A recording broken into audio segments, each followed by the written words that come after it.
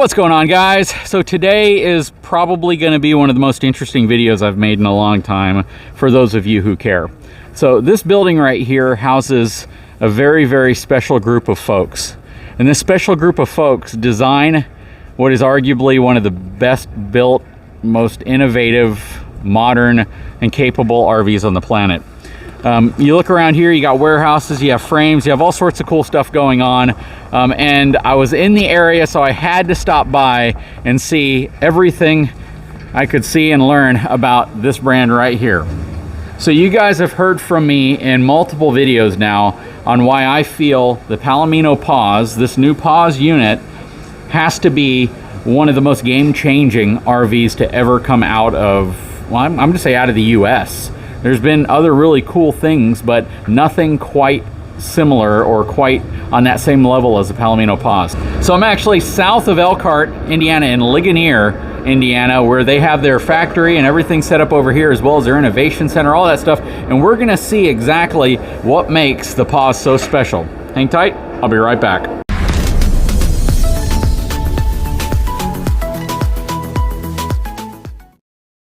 Okay, so we are here inside of one of the Pause factories, and in front of me I have the Pause team. So we're gonna start from left to right, and they're gonna introduce themselves because they all play a very critical role in making sure that the Palomino Pause is what everyone expects it to be. So I know this guy. Hey again. Dylan. Yes. Met him at the dealer open house where he first introduced the world to the Pause and a sledgehammer. That's right. And that was super cool. Maybe we can do that while we're here. Let's do it. All right, so introduce yourself, what you do. So I'm Dylan Risser. I am Maynard's boss. No, I'm just kidding. I'm the regional sales manager for the Pause team. Very, very cool. Thank you. And this guy right here, apparently he's a celebrity, and I never knew this, but that is really cool. But yes, would you like to explain or introduce yourself and what you do? Maynard Miller. I'm the operations manager, product manager for Pause. Very cool. My name is Samantha Newcomb, and I'm the product designer for Pause. Ooh, that's an important role. My name's Austin Groves, and I'm the parts and warranty manager for the Pause product line. Also a very important role. My name is Matthew McCardle, and I'm the lead engineer for the Pause product. Smartest guy in the room, right? There we go. New guy. Devon Weaver, I'm an engineer. Oh, another smart guy in the room. There we go. And then we got this guy back here who is with Moride. He's trying to get out of the picture. I think they kicked him out of the picture, but he's back here taking a look at stuff. What important role do you play in all this? Right along with Maynard and the design team, been involved since day one. First off, my name is Daryl Byers, and part of some call me the RV Colonel. So we're cooking up some special, what is it, Maynard? Programs, frames, what have you. Everything. Everything. Yep. So is it fair to say, let's scooch everyone back together here so I can have a collaborative conversation. So is it fair to say that in the world of US manufactured RVs, what you guys are doing here is revolutionary, game-changing, and never been done in the industry before? It's a different cookie. I mean, we introduced a new product, but on our new product, we introduced new products. Yes. So we didn't just bring a new product to market, but we brought new products on our new product. Well, and the key here is that the new products that you brought have been asked for a long time. People have wanted a US manufactured RV to have technology, to have componentry, to have quality that rivaled what you see over the pond in Australia, right? And you guys are delivering upon that and constantly evolving that, right? It's more of an automotive process than what an RV process probably would be. And that's super cool. Even from the frame up, revolutionary frame, right? I've never seen this frame before. I've never seen this suspension before. I've never seen the controls to be able to kind of integrate everything together. And I think it's game changing, it's exciting. And that's why BigTruckBigRV is reviewing small trailers that have tons and tons of capabilities, because it's so revolutionary, and what you're doing could spark change industry-wide.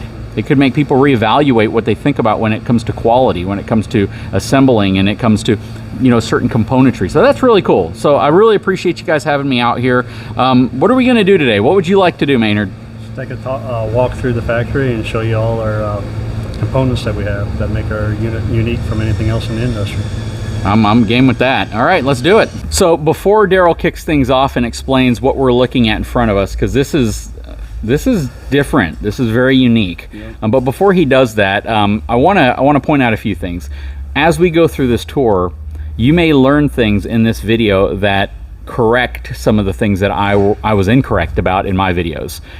When I get an RV and I don't really have any context to this, how it was built, or even some of the technical specifications and write-ups on the suspension, things like that, sometimes I get things wrong. I'm only human, right? So as we go through this, if I did say something incorrectly in any of the videos I've produced on the pods that I'm demoing, please correct it.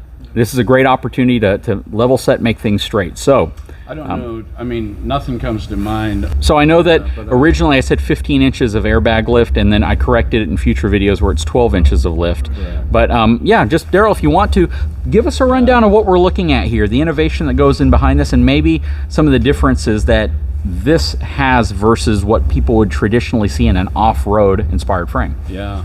Well, first off, this frame started life like no other frame. So there's nothing that was used, to my knowledge, other than some generic products that hasn't been custom designed and custom built for the paws, starting with the aluminum frame. If you were to be able to look inside this frame, you're going to see unique bends for strength gussets, also where they tie together in the corners. Everything was done for a specific reason. Coming up through here, one of the things you're going to notice is that none of this has been welded together. It's been huck riveted together, is one term. Some people call it huck bolted or huck screwed, huck fastened. And so that's one of the biggest things you're going to notice. So we're not reliant upon somebody, how that particular person may feel that given day when they came in to weld it or to weld this aluminum frame together. So again, big selling feature, strength is there, 8-inch tube frame. It's not an I-beam frame. I wish I had the cutaway, I don't here. But again, everything about this has been custom designed for paws. Everything from the little notch that allows your cross members to nest down in here so that it's not setting on top and then crushing its way in. The air suspension we talked about earlier, we've got well, again, we got 8-inch tube frame. We're putting air on both sides, the door and the off door side, to give you the ability to air up, inflate, deflate your tires. So that was pre-thought. Again, nothing has, even from the stabilizer jacks that are nested into the frame, the drop frame, that's giving you more storage in here, the articulating hitch here. You see the lockout, yeah. Yeah, so this will lock. The idea here is when we first designed this particular coupler, it wanted to walk away from you. So what we did is made that to where that'll lock out for ease of hooking it up. And once, if you have no need for that going down the road, it doesn't matter if you want to leave this locked or unlocked. Go ahead. So a question I have is related to the bolt back here, and I'm assuming this loosens or tightens this articulation right here? That would be correct. Yeah. Okay. I believe in one of your videos you had thought, in keeping with the MORryde story, and certainly we do a lot with rubber shear springs, that this particular piece incorporated a dampening rubber shear spring. It does not. This is just for articulation. Okay, no, I appreciate that. So again, clarification. I kind of realized that later because I was actually trying to remove the McHitch that they had put on it to put this one back on. For my application, this would be better than a McHitch. My F450 is not going rock crawling, right? You look like you go rock crawling, but it doesn't go rock crawling. Yeah, and this type of articulation is far more important to me than having all that other type of articulation and oscillation. So for me, it was kind of, I was learning a lot about this system and how this operated, which is kind of cool. I kind of wish I could put it back on, but now I'm realizing I have to remove the whole front assembly in order to swap that back, which I'm unwilling to do myself. Right. So we've actually got some pretty exciting things that are getting ready to be launched here with Paws in relation to this front coupler. So we'll save that for another time, but stay tuned for another video on the MoreRide front coupler. Is it fair to say that this is a continuously evolving project? 100%. Right? But on that same note, some people might say, well, I just ordered one, right? I just got one. I just literally picked it up from the dealership. Am I getting a Gen 1 and there's now a Gen 2 out? And my response to that is you're getting the best of the best regardless. They're just doing some innovation, and you never want a company to rest on its laurels. You don't want a company just to say, okay, we did it, it's great, and we're not evolving. And I think that's kind of been the story here, is that everything you can do better, you're constantly evolving. Right. We got a whole page of other stuff we want to develop, but we wanted to bring the product to the market too, so we had to stop at some point. But yeah, we got a bunch of more stuff coming out. Okay, so I have an engineering question. Is there? So now when you say engineer, what specifically is your purview for this project? Yes. Okay, great. All right, so from a structural perspective, especially a towable unit, you always have to find the balance between rigidity and flex. Yep. Is flex built into this frame design? There is, to some degree. Now, it's also absorbed within the sidewalls as well. Now, with your tall sidewall being composite, you got a high moment of inertia, which isn't going to really flex. To some degree, everything has some flex. Yeah. Right, but it's mostly absorbed within your suspension. Actually, one of the things that we would like to highlight is the fact that this particular frame, from the coupler to the back of this coach, like I said earlier, absolutely nothing about it was off the shelf. It was specifically designed for this product, and when we tested it, we tested it. So we put over 1,000 miles of military grade obstacles. That some of those obstacles, quite honestly, had to be created just to beat this product up because we knew what we wanted to put it through. Okay, so from a huck bolt versus welding, versus an adhesive plate, does huck bolt, does it provide you any additional benefits aside from not needing to weld, I guess? Because typically welding is incredibly rigid. You don't have much deflection when you have welding unless it's in the material itself. But as far as huck bolts, I could see where you could have some marginal movement. And is there that, or has it been limited? It's actually a lot more rigid. And the nice thing about it is we've given it, it's a uniformed piece. So you're not going to see any voids in the weld. Yeah, so the bolt actually seats into a rib nut. And again, we're not depending upon how that particular person feels, he or she, on any given day. So it's the same way that you build a bridge. Okay. It's a huck bolted. In this case, it's huck riveted or huck bolted. Okay, so Planes and trains all use huck bolts. Yep. Correct. And so they keep you safe, and that's we're using the same. Yeah. So are these also aluminum plates, or are these steel plates that connect? These are aluminum. Oh, so everything's aluminum. So you can. I mean, the quick Yep. go-to is that right there. The magnetic. Yep. Yeah. So the reason why I bring that up is because I think in videos sometimes people probably think you're using 1/4-inch steel plate to attach everything, which of course could lead to corrosion later. But And cracking. Yeah. Different strength or different rigidity materials. Right? yep. So Just made it a different color to add. no, and that's good. So that's good because I didn't do the magnet test. So that's good to know that that's also aluminum. So pretty much when you say the whole frame's aluminum, the whole frame's aluminum. Absolutely. That's awesome. Absolutely. Now, in terms of protectant to the frame, exposed aluminum, I mean, there's not much that's going to go wrong. Maybe it'll whiten over time, but is there any type of protectant to the frame that would prevent maybe future corrosion to it from salt air? No, not really. I mean, Okay. it's just an aluminum piece. It's going to, if you allow the oxidation to set on it, it's going to be there. It's like a white film. But for the most part, most of that's going to clean off. The things that you're not going to experience with this frame is, the obvious. It's not going to rust. And yeah, it's going to be here for the long haul. And then you powder coat this section up here, which is steel. That's correct. So you don't have dissimilar metals making contact, so that acts as your insulator. Okay, so we're moving back a little bit further. Go ahead and explain what you want to talk about next. So what we're doing is we're doing a drop frame so that we can actually give you the maximum amount of underbelly storage. So that's what the thought process was here, as well as the way that the tail tips up.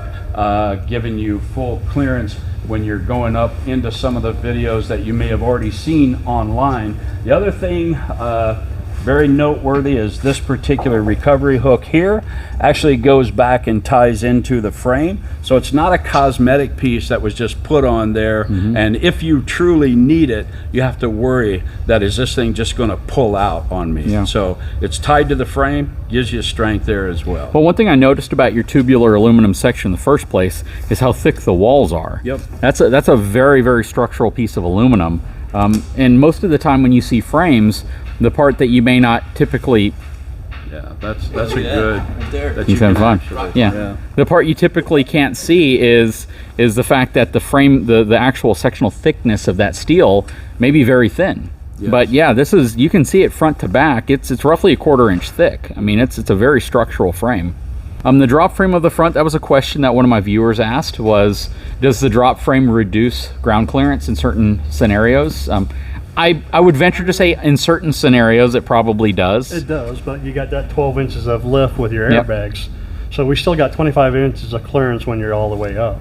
That makes sense. And your lowest point really isn't at the hitch; it's at the tail end. So yeah. Well, and your ground clearance here is probably going to emulate any ground clearance you have in your pickup truck. So if your truck can't clear an obstacle, this might not be able to clear that obstacle to follow suit. So How high your hitch is. I mean, if you got a really high lifted hitch, then it's going to counteract that. If you got a really low one, it's just Absolutely. Gonna be the same scenario, you know? Yep. You raise your axles accordingly. and I'm assuming you were jumping up and down on here to demonstrate their strength. Oh, well, I do pull-ups on those all the time. They're Pull-ups? good. Yeah. Okay. The suspension doesn't raise 6 feet in the air. That'd be kind of interesting. You were supposed to ask questions. Maybe I said that in a video once, but no. But yeah, that is kind of cool, and it kind of acts as a brush deflector, and it's, I don't know if it's what I would consider to be like a rock slider, but it seems as if it could probably function for one if you needed it. But very, very cool. Yeah, it is. I mean, again, we're not building mall crawlers. We're building a product that's going to be put to the test. So just like Dylan had shown you here, we're giving you a brush guard that you can actually stand on if and when you need to. It's not there just to look pretty and to kind of look the part. Well, brother, I gotta actually take a step back from that comment a little bit. 90% of these are going to be mall crawlers. Okay. Yeah, it's like a Raptor or a TRX. Right, you buy a TRX pickup truck because it is super capable, only to realize that it's super capable going down your driveway and to the mall. Most people buy something like this because they want to know they have the capability, even though they'll never use it. Right. And that's the super cool thing about this, is the same person who can justify a TRX or a Raptor or a Power Wagon is going to be the same person who wants to justify this, because post-apocalypse, you want the strongest thing out there, right? And this is going to take you where you want to go, even though you may never take it to those places. So I always like to make that point, because I don't want people to think if you're not taking this to Moab, you're doing it wrong. No, if you take this to a local RV park and you just want everyone to look at what you got, this is the one you want to take there, right? All right, so that is the chassis. We haven't talked much about the suspension yet, so let's talk about the suspension a little bit. There's a lot of things here that I can see right off the bat. I love the fact that you're using genuine Goodyear Wrangler tires, which are awesome. I love the fact that this is all independent suspension, airbags, 15, I was about to say it again, 12 inches of adjustability, as well as Bilstein shocks. I mean, Bilstein shocks you typically don't see on anything but even higher end trimmed vehicles, so that's really cool. But tell me the, I guess, the methodology behind this concept. What makes this suspension so special? So I would say the biggest thing about this particular suspension, other than the obvious, which is an air suspension, but one of the things that Maynard challenged us with was to come up with a complete independent.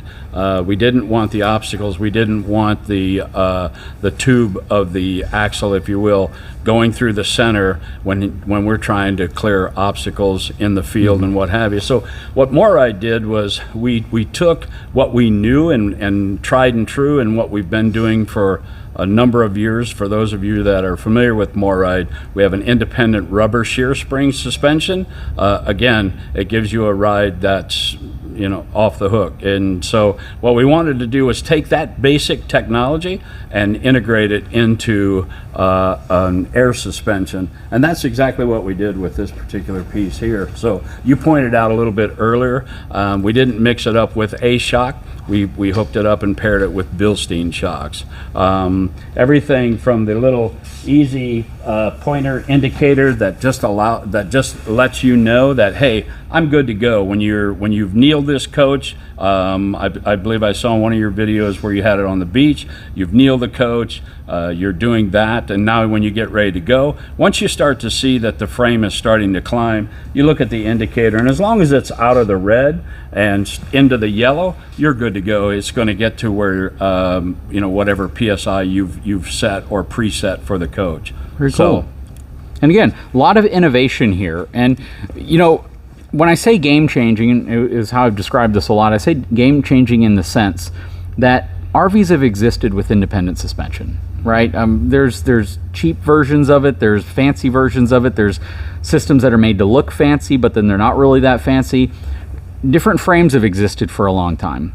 But to see this chassis that kind of combines all of these elements so intelligently into one chassis, that's what's game changing. That's what's groundbreaking, is the fact that you've created something from the ground up that is very new, but not only is it new, you've combined technologies together to really give you a phenomenal structure. And the structure is so important to look at. This is such an important piece of this RV.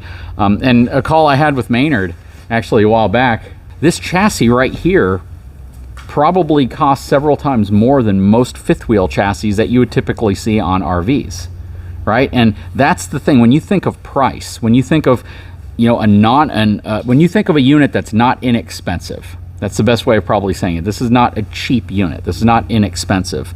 You have to understand why. And the things that we've talked about here are important, because if somebody's considering this RV, they're going to want to know what went into this chassis, the design, the engineering, and really the innovation, if they're going to justify spending that much money for an RV. Mm-hmm. So I love the fact that the platform, the base, the chassis that everything rests on starts with such a really, really awesome platform. One of the things that I would want to mention, and it gets overlooked, and it's a little thing, but yet it's a big thing. What happens if I have a problem with an airline, if I've broken an airline, or if I've broken a fitting and what have you? So pre-thinking that, if you will, that you can go to any truck stop, and the fittings that we are using are readily accessible. And so it's not something that you have to wait on Maynard's team to send you. If there's a local parts truck store available,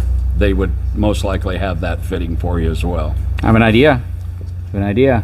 A small little toolkit with just some extra parts. That'd be kind of cool. Pause parts, just a little thing, just in case, just like you think of, because there aren't too many truck stops in Moab.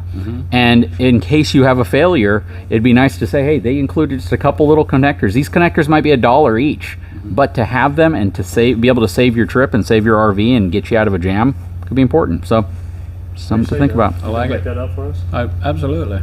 There we go. Moving on. All right, so Dylan, before you take over the tour here, one thing worth noting is the underbelly of this. It's all diamond-plated aluminum, right? So you protect everything, all your holding tanks. I've seen some competing products that they might put like a couple aluminum straps under a tank, but the tank's still kind of exposed. Whereas this, everything's protected underneath, right? That is correct. That's super cool. Correct. Okay, so walk us through this real quick. What are we looking at? Yeah, so if we just glance over here, you notice that all our water lines are actually above the underbelly. So one of the things that we do here at Paws to make it more of a all seasons type trailer is what we do is we put the tanks in the underbelly. They are actually heated, so we got 12-volt heating pads on the tanks. We run all the plumbing above the underbelly, so it's above all the cooler temperatures and so forth. It's on the inside. And then we also have a furnace on the inside as well that'll warm up your coach. What we're looking at right here, this is the back of our shower. It is a fiberglass shower. One-piece shower. One-piece shower, yep. Fiberglass surround. We look down here, what we have is our water pump and our water filtration system as well. When the walls are on, we actually have a cargo door right here, so if something were to go wrong, you have ease of access to all your water lines and so forth. Yep. Okay, so one thing I want to focus in here on is the flooring system. This is insane. That is a cool flooring system. Can you tell me a little bit more about it? Yeah, actually, I got somebody right here, just the guy to talk The about engineer. Yeah, so All right. the floor is actually very unique. So as opposed to a typical construction that would be foam core and then fiberglass outside laminated, that has a possible chance of a D-lam. And so what's happening here is this is actually all polypropylene. It's ground up and it's all fused. So 100% of that floor, top to bottom, is all physically fused together. Wow. And has no possible chance of a delamination. And so there is, you know, a layer of fiberglass sheeting within that polypropylene that's unique to them, and that's part of the transcore and part of their process. But it is 100% fused and will not delam. Oh, that is super cool. And a lot of this adds up to weight. I hate to say that. Aluminum frame you would typically think is like the lightest frame you could get, but the reality is when you build something very structural and when you start adding very strong componentry, you shave weight and then you add weight back. But you're getting a lot of characteristics, you're getting, like true absolutely. R value, you know, true actual insulation. It's not just, hey, this has this R value, and it's not, where there's mostly air gaps and all of that. This is actually true insulative properties. Well, what's interesting is this actually reminds me a lot of the products that Ford produces when they came out with the aluminum trucks. A lot of people were like, well, why aren't these trucks lighter weight? They weigh the same, if not more. It's because they say if we can shave the weight off of the body of the truck, we can reinvest that weight into stiffer, stronger componentry. And that's exactly what you're seeing here. They shaved weight off of the frame by still giving you a very, very strong structural frame, but this probably weighs more than your typical OSB, I would imagine. It does. So they added some weight back, but they gave you a floor system that's indestructible pretty much. Exactly. Which is super cool, and never going to have any issues with water, mildew, rot, anything like that. That is absolutely awesome. And the sidewall, is it the same material? It is 100%. Yes, Okay. it is a bit thicker, and so you get more R value, right? More rigidity because it is thicker. But what's important is your outer shell and your inner shell. So your very bottom and your very top, and those are the same. And so you're getting the same wall. Yeah, so yeah. Just thicker, more insulated. So is it as thick as this flange? The outer wall? It actually is. Yes, it overhangs just slightly. You say slightly thicker. You're basically saying it's over twice as thick as that material then. Yes, this is 7/8 and your floor is 1.5 inches. Yeah, so it's significantly thicker. Yes. That is very cool. Okay, so I got Dylan back. Dylan, one thing we were just talking about off camera are the fittings right here. Now, plastic fittings, they rarely actually fail. Most people aren't gonna have a problem. I think almost every RV on the market, except a few brands, few boutique brands, use plastic fittings, even some of your most extreme off-road. But you guys wanted to step it up, so I believe you're moving to brass fittings on all future models, right? Yes, we are. And like you said, we currently use the plastic fittings, but you know, like you said, the brass fittings are definitely where we want to go to. Like what we mentioned earlier, we're always evolving, always coming up with new and better ideas. So that's why we want to make the change on the future models. Very cool. So plastic fittings today, and even some models that have probably already been out, but then brass fittings on future models. Very, very cool. Okay, so we're actually going to make this a two-part series because there was a lot of technical information that we went over at the beginning of the line, and you know, sometimes the technical information is for some people or it's not for others. So we're going to make another video that talks more about the electronics, talks more about what's going on in the RV, some of the things that we like about it, some suggestions and things like that. So if you haven't had a chance, please take a moment, subscribe to the channel so you don't miss that video, and we'll talk to you again real soon.